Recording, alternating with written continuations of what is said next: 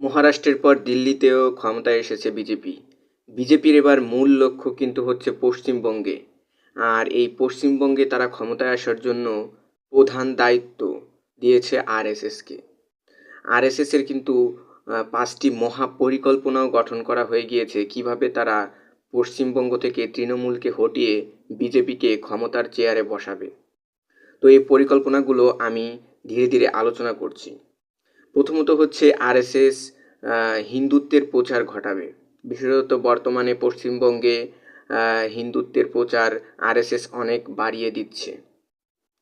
তারা হচ্ছে গিয়ে দুর্গা পূজা, কালী পূজা, জগদ্ধাত্রী পূজা, রামনবমী বা হনুমান জয়ন্তী এসব উৎসবগুলো তো তারা 2019 সালের পর থেকে অনেকটাই করছে বলা চলে। এরপরে হচ্ছে গিয়ে বর্তমানে দেখা যাচ্ছে যে সাম্প্রতিককালে সরস্বতী পূজায় তৃণমূল সরকারের পক্ষ থেকে নানা রকম রেস্ট্রিকশন বা বাধা দান বা আইন শৃঙ্খলা রক্ষাকারী বাহিনী দিয়ে পূজা করা, এগুলো হচ্ছে গিয়ে বর্তমানে হিন্দুদের একটি মানে মনের যে একটা ভিতরে যে ক্ষোভ, যে এই সরকার কি করছে, শুধু হিন্দুদের বেলায় নানা রকমের রেস্ট্রিকশন, নানান রকমের নিয়ম কানুন, আইন কানুন দেখানো হচ্ছে। তো এই ধরনের হচ্ছে গিয়ে বিষয়গুলো আরএসএস সাধারণ হিন্দুদের মধ্যে তুলে ধরছে এবং সরকারের বিরুদ্ধে জনমত গঠন করছে, যাতে হচ্ছে গিয়ে তৃণমূলের যে বর্তমানে যে নিয়মকানুনগুলো দেখা যাচ্ছে হিন্দুদের বিরুদ্ধে যাচ্ছে। তারা হিন্দুদের কাছে গিয়ে বলছে, দেখো শুধু হিন্দুদের বেলায় তারা হচ্ছে নানান রকমের নিয়মকানুন তৈরি করছে, অর্থাৎ তারা দেখা যাচ্ছে হিন্দু বিরোধী টাইপ একটা সরকার পরিচালনা করছে। 2019 সালে এবং 2024 সালে যে নির্বাচন, সেটাও কিন্তু দেখা যাচ্ছে হিন্দু ভোট তৃণমূলের থেকে বিজেপি বেশি পাচ্ছে, কিন্তু মুসলিম ভোট হচ্ছে তৃণমূল 99% বেশি পেয়ে যাচ্ছে। এর কারণে হচ্ছে গিয়ে তৃণমূলকে ক্ষমতা থেকে হটানো যাচ্ছে না। তাই আরএসএস চাচ্ছে কি যে তৃণমূল এবং বিজেপিতে যে হিন্দু ভোটগুলো যায় তার বাইরে যে হিন্দু ভোটগুলো রয়েছে সেগুলো বিজেপির দিকে ঝুঁকিয়ে নিয়ে আসা। তারা যদি বিজেপির দিকে ঝুঁকে তাহলে হচ্ছে গিয়ে তৃণমূলকে সহজেই ক্ষমতা থেকে সরানো যাবে। এরপরে হচ্ছে গিয়ে সেবামূলক বা শিক্ষামূলক প্রতিষ্ঠানের মাধ্যমে প্রচারণা। আরএসএস হচ্ছে গিয়ে যেমন হচ্ছে গিয়ে বিদ্যার্থী পরিষদ, এই বিদ্যার্থী পরিষদের মাধ্যমে ছাত্র সমাজ বা তরুণ সমাজের মধ্যে বিজেপির মতাদর্শ তুলে ধরা। বিশেষত আর তরুণ সমাজ বা ছাত্র সমাজই কিন্তু সহজেই বিপ্লব ঘটাতে পারে বা সরকার পরিবর্তনে মুখ্য ভূমিকা পালন করতে পারে। তাই স্কুল, কলেজ, বিশ্ববিদ্যালয়ে বিজেপির মতাদর্শ ছড়িয়ে দেওয়া মূল একটা লক্ষ্য আরএসএসের রয়েছে। এছাড়া সেবামূলক প্রতিষ্ঠান, সেবা ভারতী বা অন্যান্য নানান রকম প্রতিষ্ঠানের মাধ্যমে, শাখা প্রতিষ্ঠানের মাধ্যমে বিজেপির মতাদর্শ তারা ছড়িয়ে দিচ্ছে।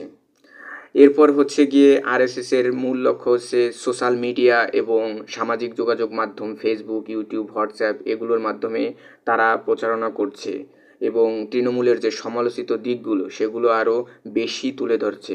কারণ বর্তমানে কিন্তু এই সামাজিক যোগাযোগ মাধ্যম বা সোশ্যাল মিডিয়া কিন্তু একটা বিশাল শক্তি।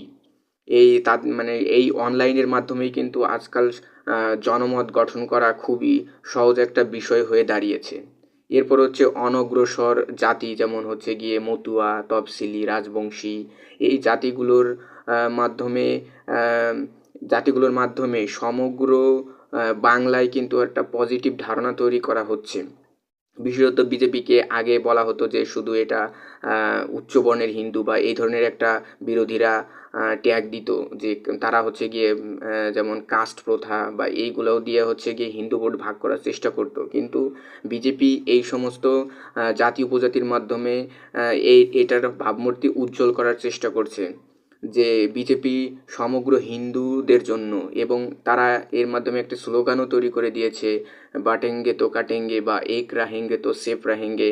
এরকম তারা স্লোগান তৈরি করছে এবং হিন্দু হিন্দু যে ভাই, হিন্দুদের মধ্যে যে কোনো বিভেদ নেই সেটা তারা তুলে ধরে এবং হিন্দুদের জন্য যে একমাত্র আশীর্বাদ স্বরূপ দল হচ্ছে বিজেপি সেটাও তারা তুলে ধরে তৃণমূলকে নেগেটিভভাবে, যে তৃণমূলের যে নেগেটিভ যে প্রচারণা বা কংগ্রেসের যে নেগেটিভ প্রচারণা সেটার বিরুদ্ধে তারা কাজে লাগাচ্ছে।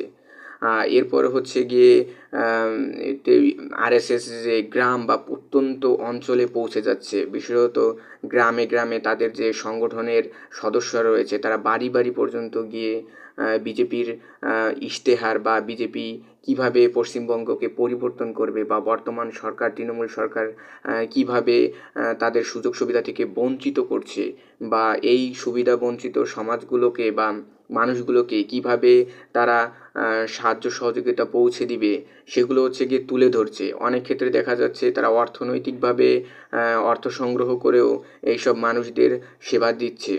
তাতে তাতে দেখা যাচ্ছে যে অনেক প্রত্যন্ত অঞ্চল পর্যন্ত, প্রথমত হচ্ছে গত নির্বাচনগুলোতে বিজেপির প্রত্যন্ত অঞ্চলগুলোতে ক্ষমতা খুবই কম ছিল বা সাংগঠনিক বুথ পর্যায়ে ক্ষমতা খুবই কম ছিল বা লোকবল খুবই কম ছিল, এবং আরএসএস চাচ্ছে এইবার এটাকে বাড়ানো, কারণ প্রত্যন্ত গ্রাম অঞ্চলে যদি পৌঁছে না যাওয়া যায় তাহলে হচ্ছে গিয়ে মূল যে ভোটার বা মূল যে ভয়েস সেটা হচ্ছে গিয়ে ধরা যায় না। তাই এবার আরএসএস এর মূল একটা লক্ষ্য হচ্ছে গিয়ে প্রত্যন্ত অঞ্চলে বুথ পর্যায়ে বাড়ি বাড়ি গিয়ে সদস্যদের দ্বারা বিজেপির যে রাজনৈতিক ইশতেহার সেগুলো তুলে ধরা এবং তারা এই সরকার থেকে যে সুযোগ সুবিধা থেকে বঞ্চিত হচ্ছে সেগুলো হচ্ছে তারা ভবিষ্যতে তাদের দিবে। তবে আমার মনে হচ্ছে গিয়ে এই যে 5টি পরিকল্পনা এটা খুবই কাজে দিবে, কারণ তারা হচ্ছে কি একেবারে রুট লেভেলে এই 5টি পরিকল্পনা তৈরি করছে।